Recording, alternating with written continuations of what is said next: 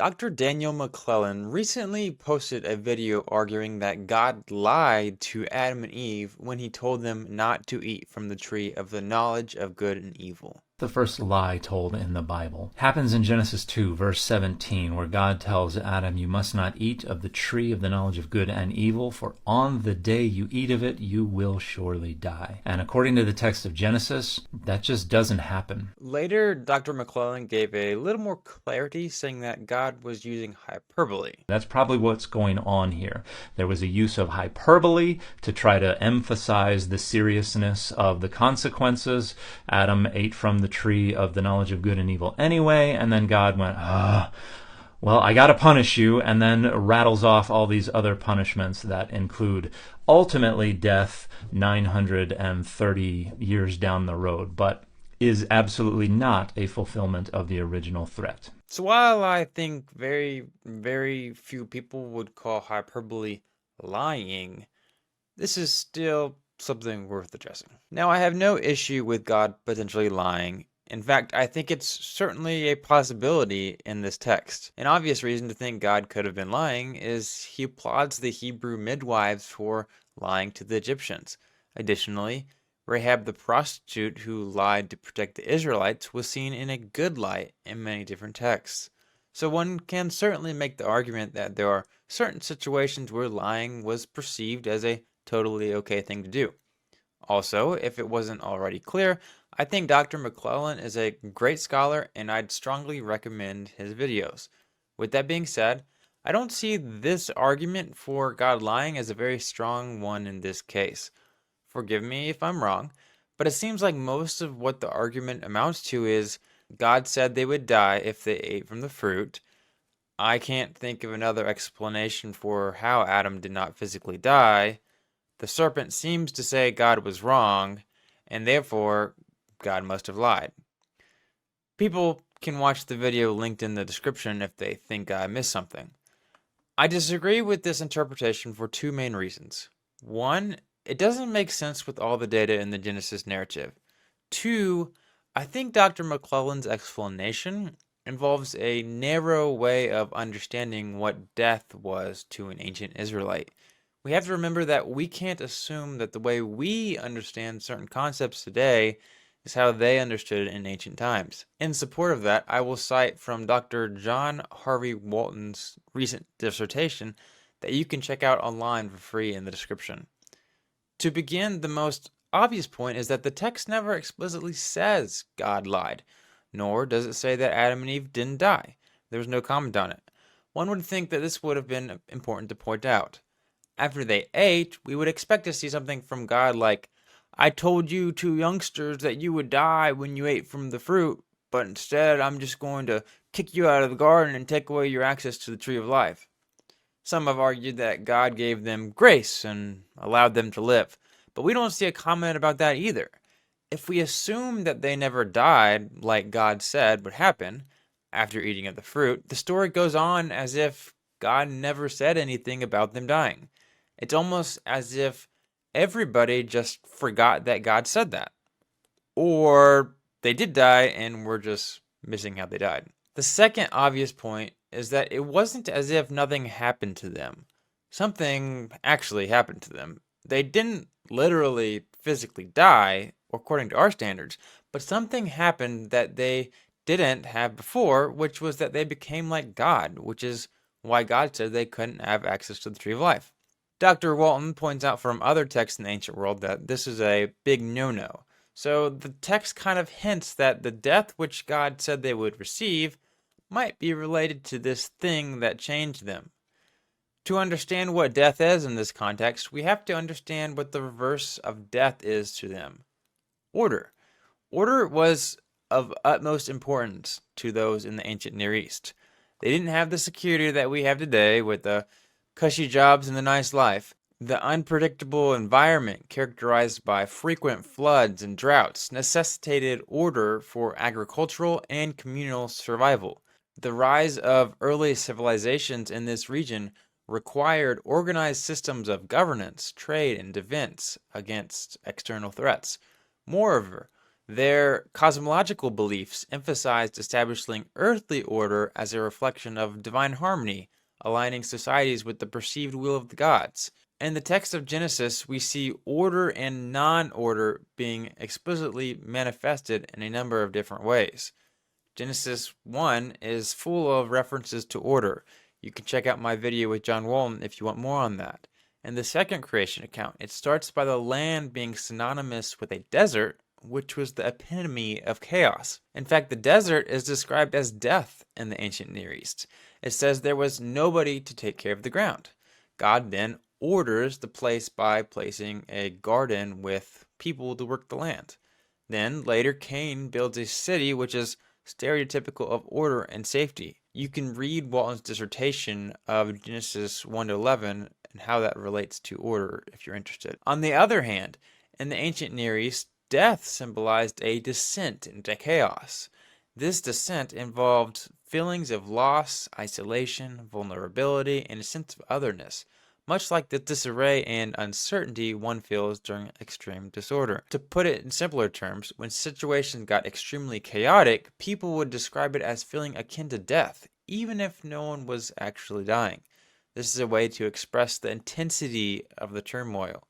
Walton highlights an example from the text Lala Bel Nimeke, where an individual, despite being alive, is mourned by his family as though already dead. Another instance in a letter to Ashurbanipal Paul says, I was dead, but yearned to see the king, my lord. When I saw the face of the king, my lord, I recovered, and I, who had been starving, prospered again. The biblical Psalms also reflect this sentiment, where the psalmist feels dead even when alive. Walton notes how the psalmist likewise considers himself counted among those who go down to the pit, which is, of course, referring to Sheol, where people die.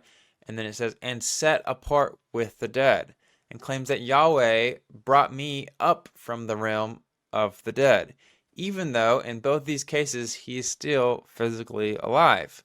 There are instances where being exiled or isolated is seen as death, as in Ezekiel 37, which depicts the nation of Israel stripped of identity and banished to a foreign land, metaphorically as a mass grave, even though the people are alive and doing well for themselves. All things considered. Additionally, Dr. Wigerman notes how the power of the realm of the dead is experienced not only in the depth and darkness of graves, cisterns, prisons, and pitfalls, but also in the mighty waters which rush along the surface of the earth.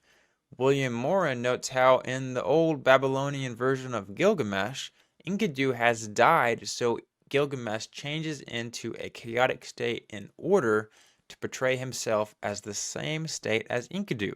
He notes how Gilgamesh says, I will leave my body covered in grime, wrap it in a lion skin, and roam in the steppe. The grime, the unbathed body, the animal skin, the absence of human garb indicate an indication with the dead Enkidu and a return to the world of the steppe from which Enkidu had once come. In the story of Adam and Eve, as portrayed in Genesis 3, their disobedience and their subsequent consequences, like their exile from the Garden of Eden, the introduction of labor pains, and the curse upon the land, can be viewed as manifestations of this disorder and chaos, otherwise known as death.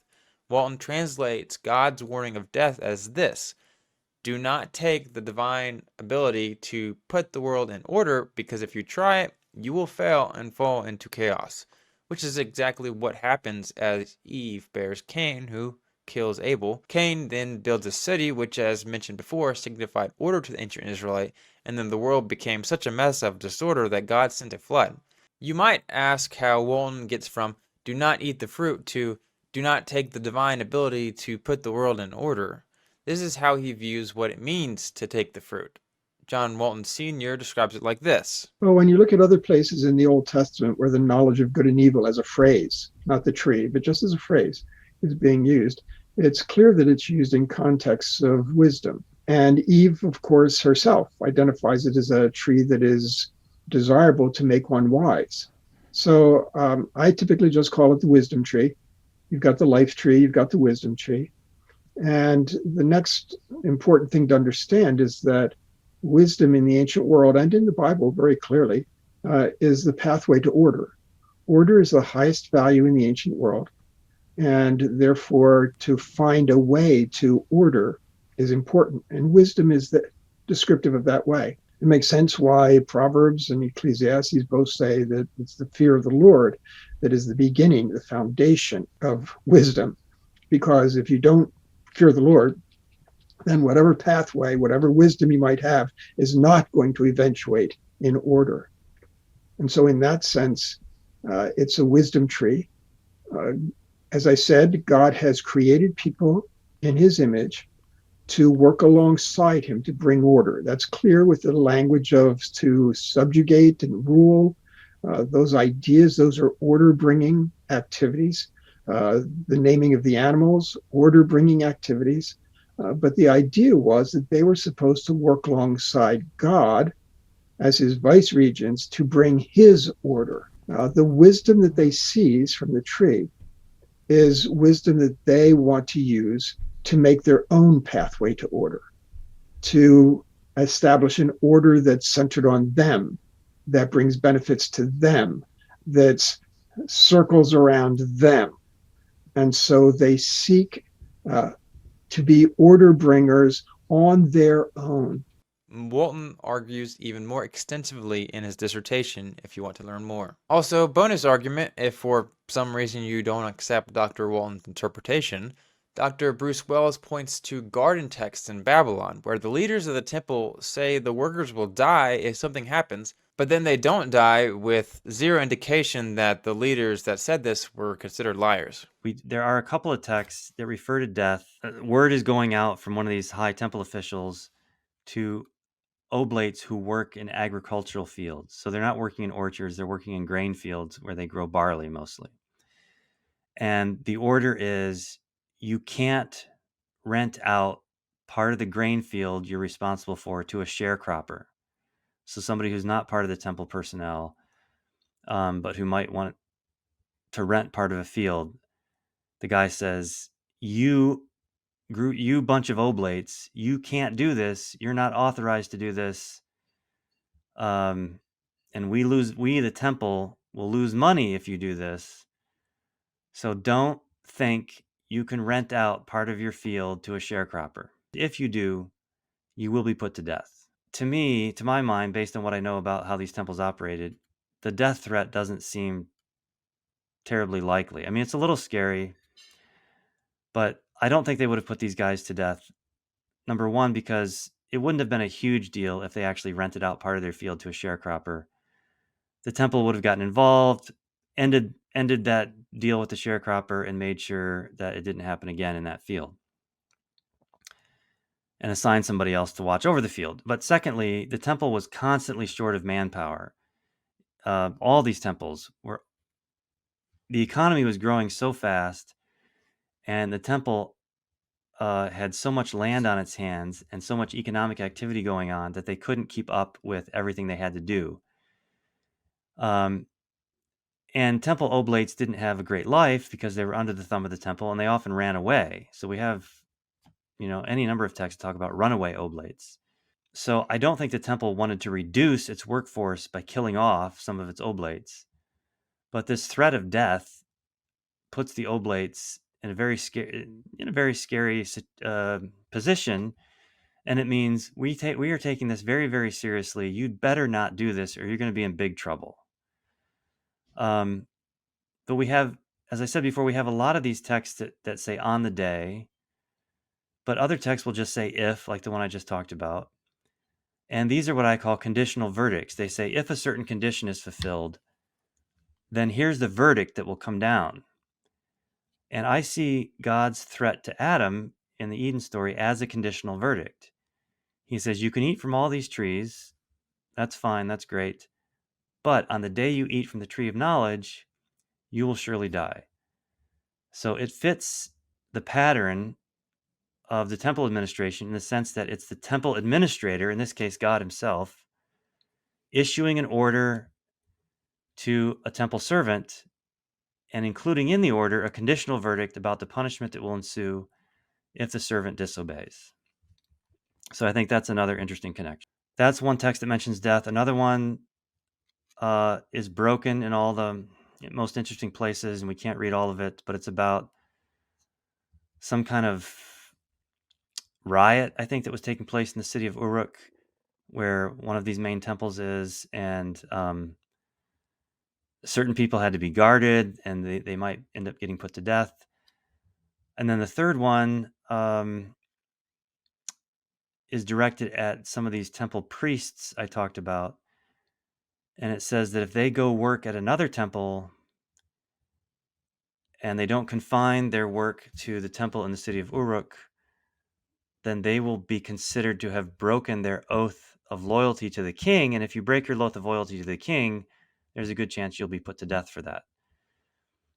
So the temple authorities are sort of raising the stakes here and saying, we need you guys here at our temple, nowhere else, because we actually know these guys moonlighted on the side and would go do work for other temples when they could. So they're saying, no, all your work needs to happen here at our temple. And if you go work for another temple, we're going to take that very, very seriously. So the temple would issue these death threats occasionally, it seems. In one case to oblates about renting out to sharecroppers, in one case to priests about working at other temples. But there's plenty of evidence to show that these temple authorities could change the punishment if they saw fit. So remember, I called these conditional verdicts, and that's exactly what they are. They're conditional on various things. They're conditional, A, on whether or not the person disobeys who's being given the order. And I think they're conditional on the circumstances involved in the disobedience. So the temple might say, we're going to fine you 30 shekels of silver, or we're going to put you to death if you disobey. But in the case of actual disobedience, the temple can change its mind and issue some other punishment. And I think that's what's going on in the Eden story. God says, if you eat from the tree of knowledge, you will die. They eat from the tree of knowledge. But as I read the story, they actually don't die. And a different sort of punishment is placed on them, such as pain in childbirth of the woman, and difficulty in getting crops to grow for the man. So I think I don't think that Yahweh is lying or is just wrong about death. It's part of how temple authorities dealt with their servants. If they wanted them to take something super seriously, they might issue a death threat, but they could always change their minds. And I say change their minds, but it's really, they could always impose a penalty that they thought was more appropriate than the one they had initially included in the conditional verdict.